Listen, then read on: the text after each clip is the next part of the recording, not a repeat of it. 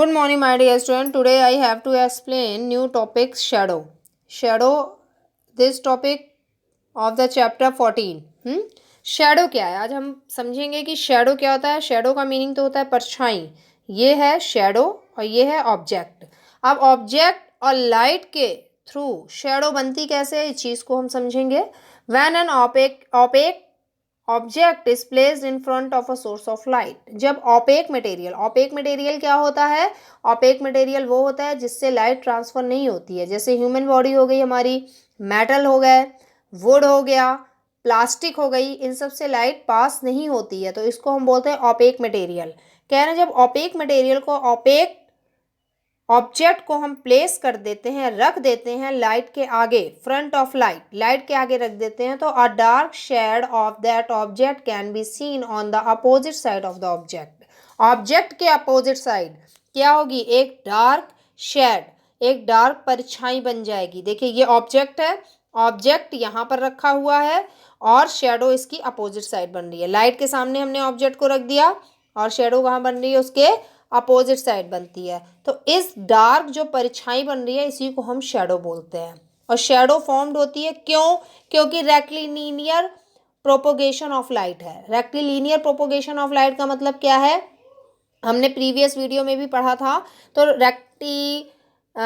Rectilinear propagation of light का मतलब ये होता है कि लाइट स्ट्रेट लाइन में मूव करती है, सीधी चलती है. अब सीधी चल रही है तो उसमें क्या है? जो ऑपेक मटेरियल पड़ रहा है तो उस वहाँ से तो लाइट ट्रांसफ़र नहीं हो रही है, लेकिन जो उसकी चारों तरफ लाइट ट्रांसफ़र हो रही है वो रिफ्लेक्ट होके क्या बना रही है?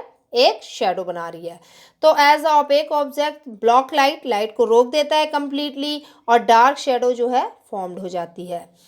Translucent object block the lightly partially and thus form less dark shadow. जो ट्रांसलूसेंट है, ट्रांसलूसेंट मटेरियल क्या है? जिससे 50% लाइट पास होती है, 50% लाइट पास नहीं होती है. तो अगर हम उसके आगे लाइट को रखते हैं और तो फिर वो क्या करेगा? लेस यानी कि हल्की सी शेडो फॉर्म करेगा.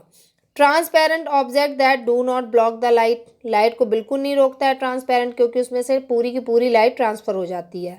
तो ये लाइट को ब्लॉक ही नहीं करता है, तो इसलिए अगर हम नोटिस करें तो इसमें शेडो बनती ही नहीं है. कह रहे हैं शेडो को बनने के लिए क्या क्या कैरेक्टरिस्टिक्स होनी चाहिए? जब शेडो फॉर्म्ड हो रही है, लाइट होगी तभी शेडो फॉर्म होगी और ऑब्जेक्ट ऑपेक होना चाहिए. सेकंड है, शेडो हमेशा अपोजिट साइड बनेगी. थर्ड है, साइज ऑफ शेडो डिपेंड करेगा कि लाइट से कितना डिस्टेंस रखा है आपने ऑपेक ऑब्जेक्ट के बीच में और स्क्रीन के बीच में कितना गैप है. इसमें आप देखिए ये वाली जो पिक्चर है, यहाँ पर इन्होंने क्या किया हुआ है कि शेडो बन रही है यहाँ पे इस चीज़ की, और ये लाइट है, लाइट यहाँ से पास हुई, अपोजिट साइड शेडो बन रही है. ये गैप है. गैप जितना ज़्यादा होता है शेडो का साइज़ क्या कहते हैं? उतना ही कम होता है, और गैप जितना कम होता है शेडो का साइज़ उतना ही बड़ा होता है.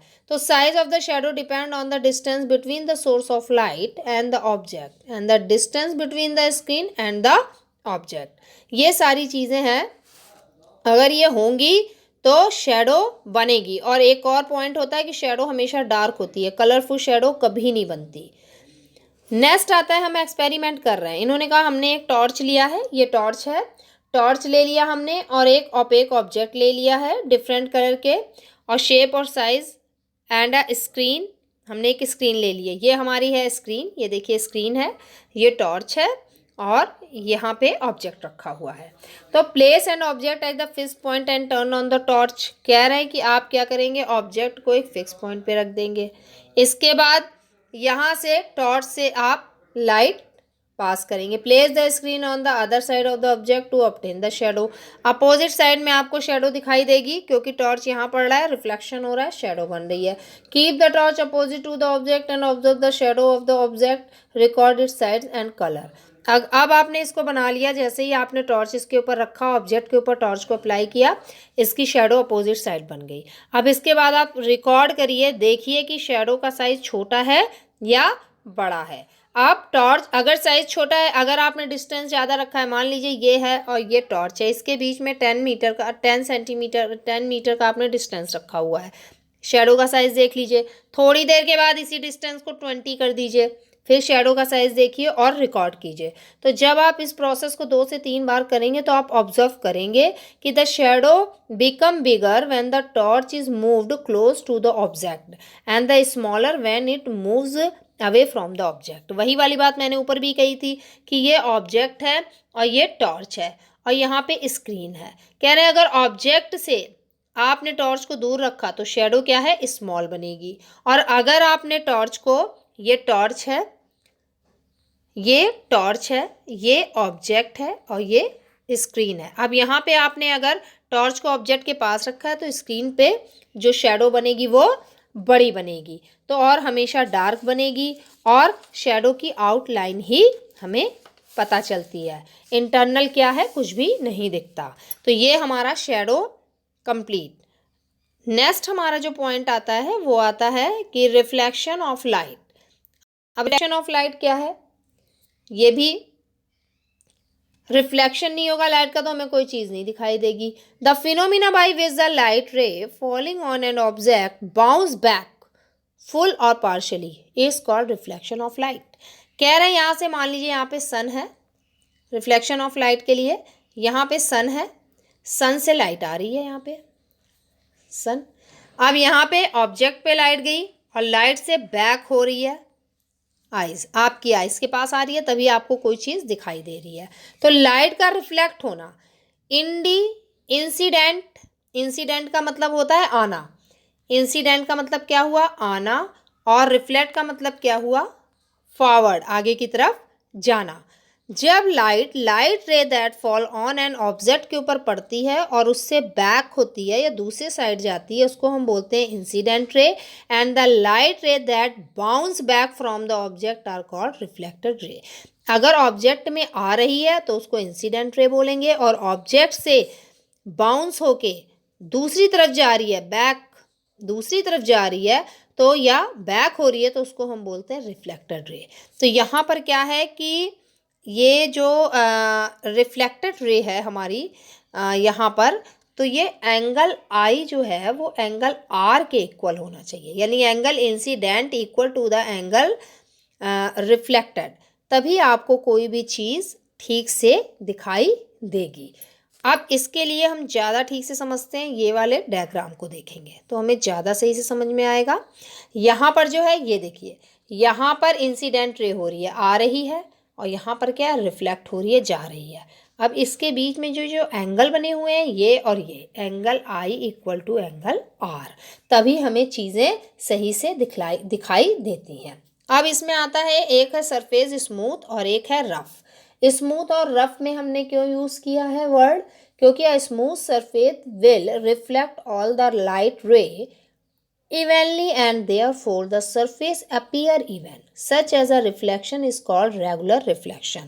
meaning of regular reflection क्या है, जब हम स्मूथ सरफेस के ऊपर लाइट डालते हैं तो वो 100% लाइट क्या होगी, बैक होके आ जाती है, यानी बैक होती रहती है, इसीलिए हम बोलते हैं इसको रेगुलर रिफ्लेक्शन। लेकिन जैसे ही हमने रफ सरफेस को सेलेक्ट कर लिया, light ray unevenly in all direction which makes the surface look uneven, such reflection is called irregular reflection। irregular reflection क्या है कि अब मान लीजिए रफेस्ट सरफेस मैंने ले लिया, यहाँ पे लाइट आई, पूरी नहीं हो रही है, अगर मान लीजिए मैंने 100% लाइट यहाँ आ रही है तो इधर की तरफ कितनी है, 50% जा रही है, 50% नहीं आई, 50% या तो कहीं और चली गई या ऑब्जर्व कर ली गई, तो इस टाइप के रिफ्लेक्शन को हम क्या बोलेंगे, इरेगुलर रिफ्लेक्शन। रिफ्लेक्शन अगर नहीं होगा तो हमें कोई भी चीज़ दिखाई नहीं देगी। अब नेक्स्ट हमारा पॉइंट आता है इमेज।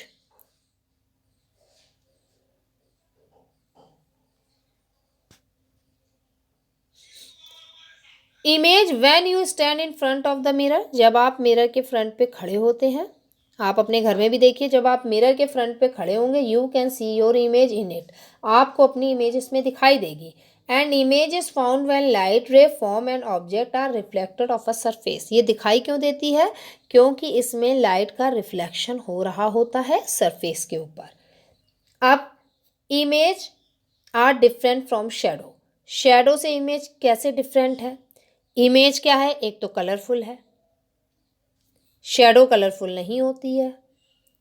आप इमेज जब बनेगी तो उसके बारे में पूरी डिटेल दे सकते हैं, इसका कलर ये है, इसकी आइज़ स्मॉल है, या इसके हेयर बड़े हैं, या इसके हैंड बड़े हैं। लेकिन शेडो में ऐसा आप कुछ नहीं कर सकते, सिर्फ आउटलाइन को प्रेजेंट करती है शेडो।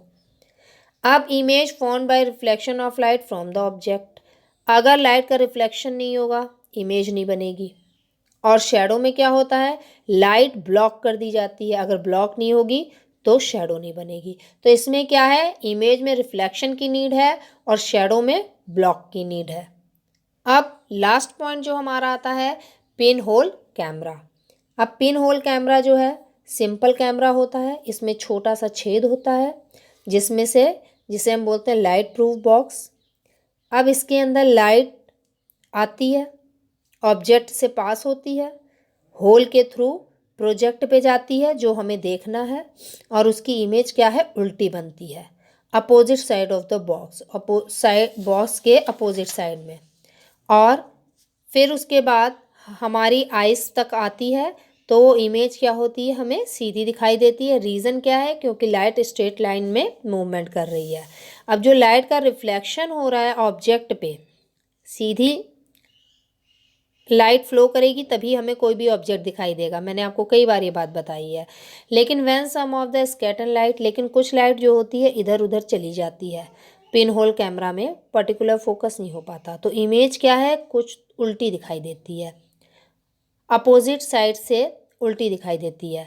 आप देखिए पिन होल कैमरा होगा, रीज़न क्या होता है कि इसमें कुछ लाइट स्कैटर्ड हो जाती है, सीधी नहीं जा पाती, कुछ तो सीधी जाती है, कुछ सीधी नहीं जाती है।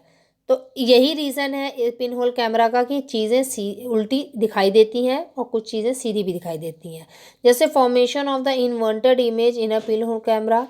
क्यों इन्वर्टेड इमेज दिखाई दे रही है, इसलिए दिखाई दे रही है क्योंकि जो बॉटम ऑफ ऑब्जेक्ट है स्क्रीन के टॉप पे रखा हुआ है और इसी के कारण इमेज अपोजिट दिखाई देती है। इसमें हम टू लेंस का यूज़ करते हैं। Effect of size of the hole on the image. अब जो उसके अंदर होल बनाया गया बहुत ही स्मॉल है, छोटा है, इसलिए लाइट जो होती है कम उसके अंदर एंटर करती है और जो इमेज होती है वो हमें छोटी दिखाई देती है।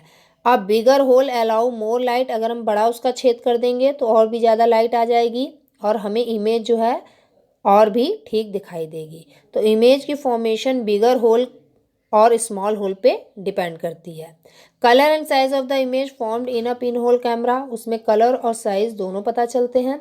तो कह रहे हैं the colour of image form होती है पिन होल कैमरा में, सेम जैसा ऑब्जेक्ट होगा वैसी ही आपको दिखाई देगी।